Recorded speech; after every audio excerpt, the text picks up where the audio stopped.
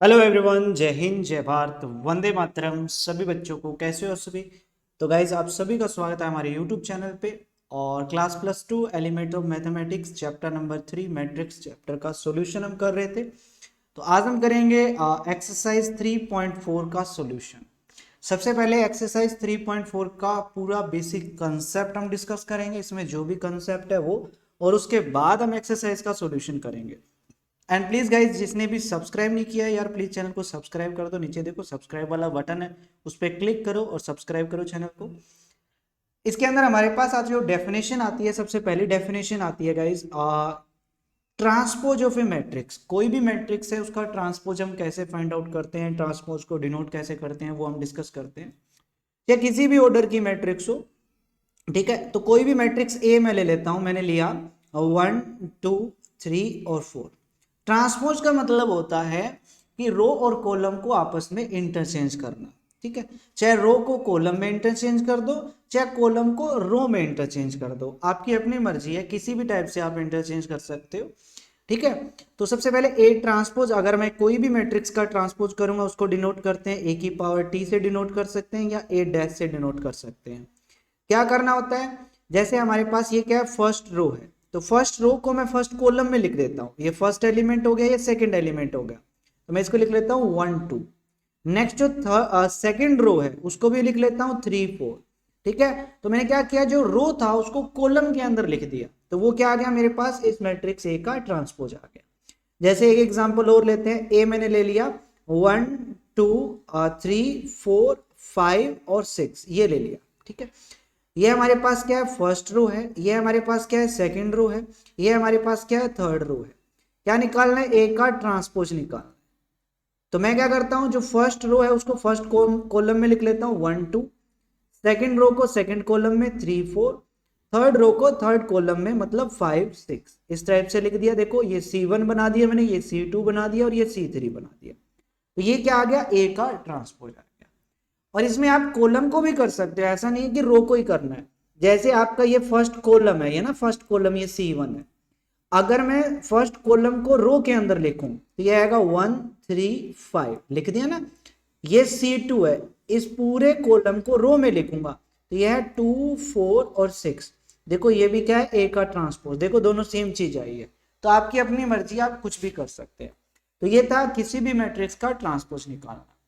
अब इसकी प्रॉपर्टीज भी है ट्रांसपोज की। फर्स्ट प्रॉपर्टी क्या कहती है कि अगर किसी भी मैट्रिक्स का दो बार ट्रांसपोज करते हैं, मतलब ए के ट्रांसपोज का अगर मैं दोबारा से ट्रांसपोज करूंगा तो वापस ए के इक्वल आ जाता है। सेकेंड प्रॉपर्टी की के इंटू ए का ट्रांसपोज करते हैं, के कोई भी स्केलर है, तो के इंटू ए का जब ट्रांसपोज करेंगे तो मैं उसको लिख सकता हूं के इंटू में ए का होल ट्रांसपोज, ठीक है। इस टाइप से लिख सकते हैं। जैसे मुझे 5 इंटू ए का होल ट्रांसपोज करना है, तो कांस्टेंट है 5, 5 का ट्रांसपोज नहीं होगा, 5 एस्ट्रिस लिख दो, इनटू में ए का ट्रांसपोज लिखो, इस तरीके से आप लिख सकते हो। थर्ड प्रॉपर्टी की, अगर ए प्लस बी का होल ट्रांसपोज है, कि दो मैट्रिक्स है, चाहे वो प्लस में है चाहे वो माइनस है, चाहे तीन मैट्रिक्स है, इनका होल ट्रांसपोज करना है तो आप अलग अलग ट्रांसपोज लिख सकते हो। ए का ट्रांसपोज प्लस में बी का ट्रांसपोज प्लस में सी का ट्रांसपोज। एंड नेक्स्ट प्रॉपर्टी है कि अगर दो मैट्रिक्स प्रोडक्ट में हो, जैसे ए इंटू बी का होल ट्रांसपोज करना है और आप अलग अलग ट्रांसपोज लिखना चाहते हैं, तो पहले यहां बी का ट्रांसपोज आएगा, मल्टीप्लाई में यहां ए का ट्रांसपोज आएगा। मतलब कहने का कि रिवर्स गेयर लग जाता है भैया, सिंपल सी बात है कि उल्टा हो जाता है। जैसे अगर मैं कहता हूं कि A into B into C into D का होल ट्रांसपोज है, तो अगर मैं अलग अलग ट्रांसपोज लिखूंगा ना, तो पहले डी का ट्रांसपोज आएगा, फिर सी का ट्रांसपोज आएगा, फिर बी का ट्रांसपोज आएगा, फिर ए का ट्रांसपोज आएगा। तो इस टाइप से आप इसको लिख सकते हैं, ठीक है। तो ये चार प्रॉपर्टी है ट्रांसपोज की, ठीक है ना, क्लियर है। तो इतनी सी डेफिनेशन थी। चलो आगे की डेफिनेशन पढ़ते हैं। इसमें आगे की डेफिनेशन नहीं है, इसमें ट्रांसपोज से रिलेटेड ही है। चलो एक्सरसाइज पे आते हैं। एक्सरसाइज 3.4, ठीक है, एलिमेंट्स ऑफ मैथमेटिक्स की। तो सबसे पहला क्वेश्चन क्या कहता है, find the transpose of each of the following. तीन पार्ट है, तीनों का ट्रांसपोज निकालना है। तो अगर मैं इसका एक ट्रांसपोज लिखूं तो मैं इसको ए से डिनोट कर लेता हूं। आपको एग्जाम में कैसे करना है, लेट कर लेना है कि ए इज इक्वल टू क्या दिया हुआ है, 3 5 7, 2 माइनस का 3 1 1 1 2, ठीक है। तो यहां लिख दो नाउ ए डैश मतलब ए का ट्रांसपोज। क्या करना है, जो फर्स्ट रो है उसको फर्स्ट कॉलम में लिख दो 3 5 7 लिख दिया। जो सेकंड रो है उसको सेकंड कॉलम में लिख दो 2 माइनस का 3 1 लिख दिया। जो थर्ड रो है उसको थर्ड कॉलम में लिख दो 1 1 2। तो ये क्या आ गया, ए का ट्रांसपोज आ गया।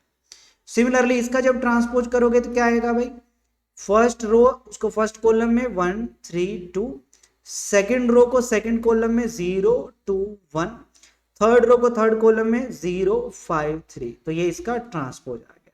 ठीक है, इसका नेक्स्ट इसका ट्रांसपोज करेंगे तो क्या आएगा, जो फर्स्ट रो है उसको फर्स्ट कॉलम में लिखोगे 1 3, सेकंड रो को सेकंड कॉलम में 2 6, नेक्स्ट इसको लिखोगे तो 5 माइनस का 3।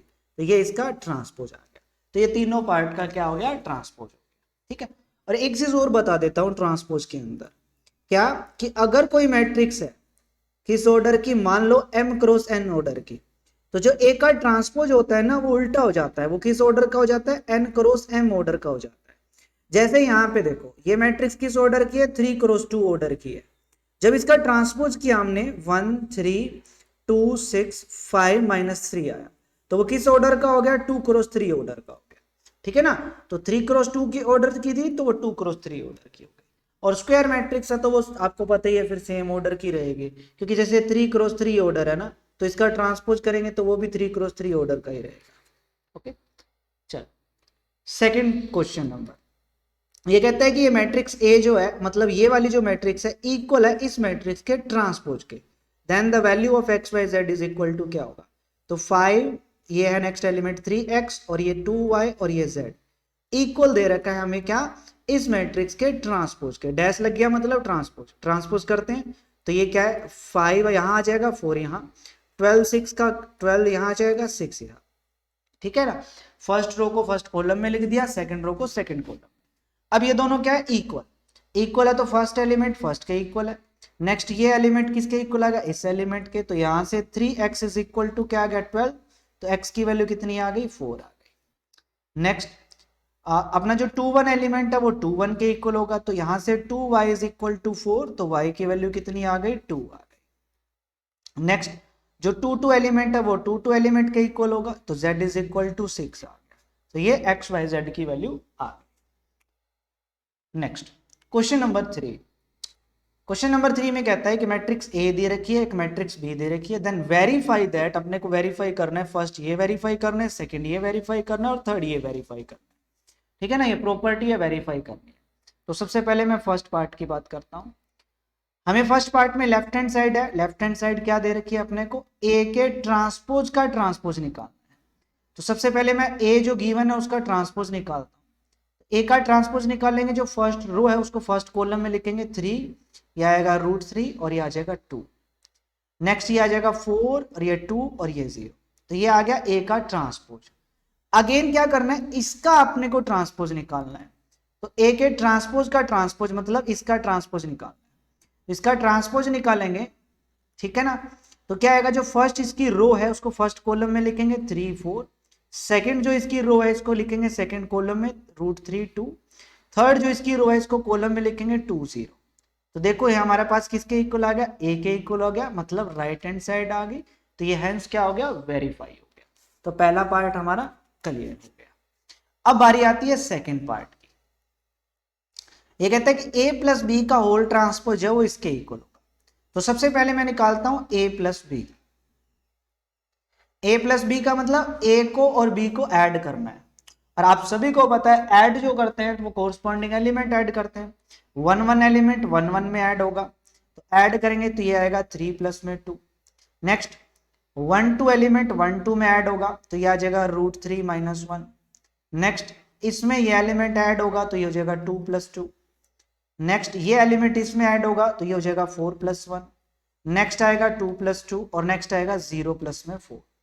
ठीक है, इज इक्वल टू ये आ जाएगा मेरे पास 5, ये आ जाएगा √3 - 1, ये हो जाएगा 4, ये आ जाएगा 5, ये हो जाएगा 4 और ये हो गया 4। अब लेफ्ट हैंड साइड क्या थी, लेफ्ट हैंड साइड थी क्या, कि a प्लस बी का whole transpose, a plus B का होल ट्रांसपोज। जो भी a प्लस बी आया मेरे पास ये आया, इसका ट्रांसपोज करेंगे। तो ट्रांसपोज करेंगे, जो फर्स्ट रो है उसको फर्स्ट कॉलम में लिख दो 5, ये √3 - 1 और ये आ गया 4। जो सेकंड रो उसको सेकंड कॉलम में 5 4 4। तो ये आ गया मेरे पास result left hand side. Right hand side में क्या करना है, ए का ट्रांसपोज प्लस बी का ट्रांसपोज करना। तो सबसे पहले ए का ट्रांसपोज निकालते हैं।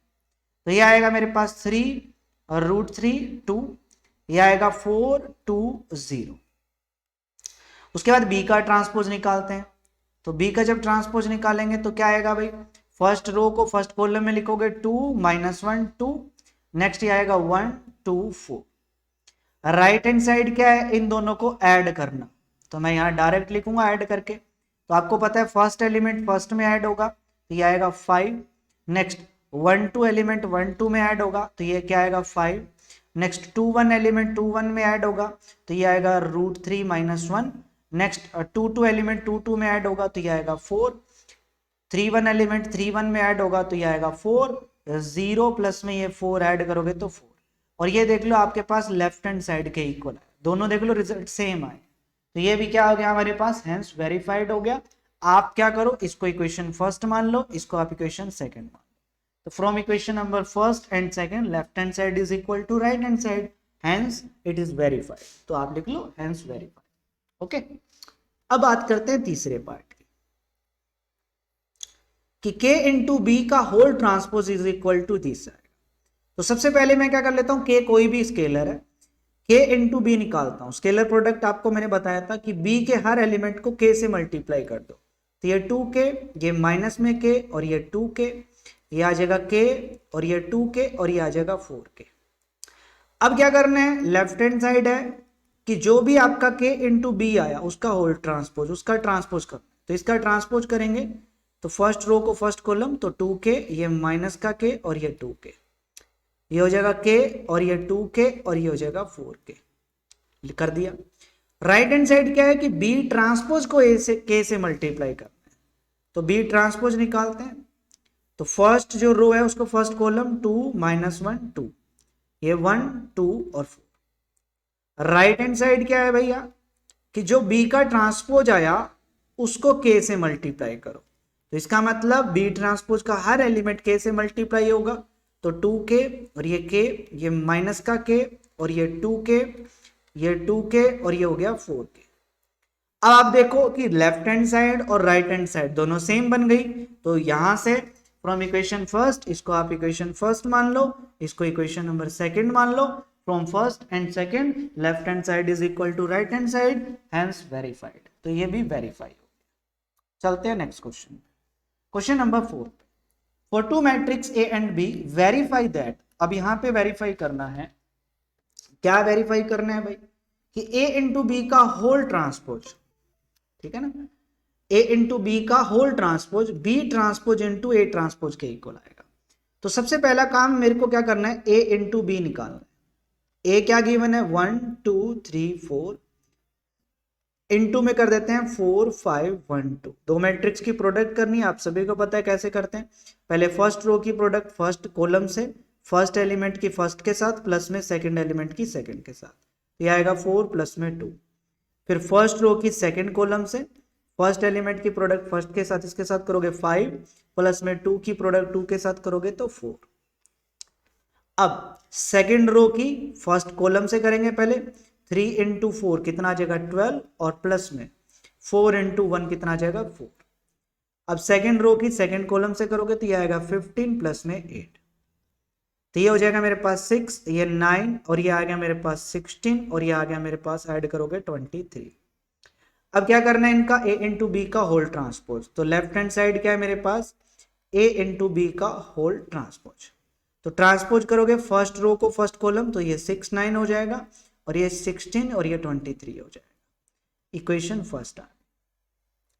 उसके बाद क्या करना है, b transpose into a transpose करना है। तो b अपने पास ये है तो b का ट्रांसपोज निकालेंगे तो ये हो जाएगा 4 5 1 2, ठीक है। a का ट्रांसपोज निकालोगे तो ये हो जाएगा 1 2 3 4, है ना, कि फर्स्ट रो को फर्स्ट कॉलम में लिखा सेकंड रो को सेकंड कॉलम में। अब राइट हैंड साइड क्या है कि b ट्रांसपोज इंटू में a ट्रांसपोज। तो b ट्रांसपोज क्या आया था 4 1 5 2 इंटू में ट्रांसपोज क्या आया था 1 3 2 4। प्रोडक्ट करते हैं भाई, फर्स्ट रो फर्स्ट कॉलम, इसकी प्रोडक्ट इसके साथ 4 प्लस में इसकी प्रोडक्ट इसके साथ 2, तो 4 प्लस 2 कितना हुआ 6। नेक्स्ट इसकी प्रोडक्ट इसके साथ 12 प्लस में इसकी प्रोडक्ट इसके साथ 4, 12 प्लस में 4 कितना हो गया 16। नेक्स्ट इसकी प्रोडक्ट इसके साथ 5 प्लस में 4 कितना आएगा ये 9, और ये हो जाएगा 15 प्लस में 8 कितना हो गया 23। और ये देख लो equation second, from first and second दोनों देखो रिजल्ट सेम आए हैं, तो ये क्या हो गया वेरीफाई। तो ये फर्स्ट पार्ट। सेकंड पार्ट में भी सेम आपको वेरीफाई करना है, सेम तरीके से करना है गाइस, ठीक है। तो पहले आप a इंटू बी करो, a की b के साथ प्रोडक्ट, फर्स्ट रो की प्रोडक्ट फर्स्ट कॉलम से, इसकी प्रोडक्ट इसके साथ करोगे 2 प्लस में इसकी प्रोडक्ट इसके साथ करोगे 0 प्लस में इसके साथ करोगे 15, तो 2 प्लस में 15 कितना हो गया 70। फिर फर्स्ट रो की सेकंड के साथ करोगे तो ये आएगा माइनस का 2, फिर प्लस का 2, फिर 0, तो -2 + 2 0, ये 0 जाएगा। फिर सेकंड रो फर्स्ट कॉलम 4 + 0 + 0, तो ये 4 आएगा, ये -4 + 2 0, तो ये आएगा माइनस का 2। इसका होल ट्रांसपोज कर दो, पोस्ट ट्रांसपोज करोगे 17, ये 0, ये 4, ये -2 आ जाएगा। अब आपको वही B transpose into A transpose निकालना है, तो बी ट्रांसपोज करोगे तो 1 -1 0 2 और सॉरी उल्टा लिख दिया मैंने, यहाँ 2 आएगा और यहाँ जाएगा 5 और यहाँ 0 इंटू ए का ट्रांसपोज, तो 2 1 3, ये 4 1 0। प्रोडक्ट करोगे गाइस वही फर्स्ट रो फर्स्ट कॉलम, 2 0 15, तो 17 आएगा, ये 4 आएगा, ये 0 आएगा, -2 आएगा, तो दोनों सेम आएंगे, तो आपका वेरीफाई, ठीक है। नेक्स्ट तीसरा पार्ट आपको खुद से ट्राई करना है, सेम डिटो कॉपी क्वेश्चन है, तो ट्राई करो खुद से, और अगर डाउट रहे तो कमेंट कर देना भाई, ठीक है ना। Next question, question number 5 first part, ये कहते हैं A इज इक्वल टू, अगर ये है तो वेरीफाई करो कि A ट्रांसपोज इंटू A जो है वो आइडेंटिटी मैट्रिक्स बनेगी 2 क्रॉस 2 ऑर्डर की। तो A हमें गिवन है, सबसे पहले A का ट्रांसपोज निकालते हैं, तो फर्स्ट रो को फर्स्ट कॉलम में लिखते हैं, तो ये साइन अल्फा और ये कोस अल्फा हो जाएगा। सेकंड रो को सेकंड कॉलम में लिखते हैं, तो माइनस का कोस अल्फा और ये साइन अल्फा। क्या करना है, A ट्रांसपोज की प्रोडक्ट A के साथ करनी है, तो ये आएगा मेरे पास साइन अल्फा माइनस में कोस अल्फा, और यहां आएगा कोस अल्फा इंटू में साइन अल्फा।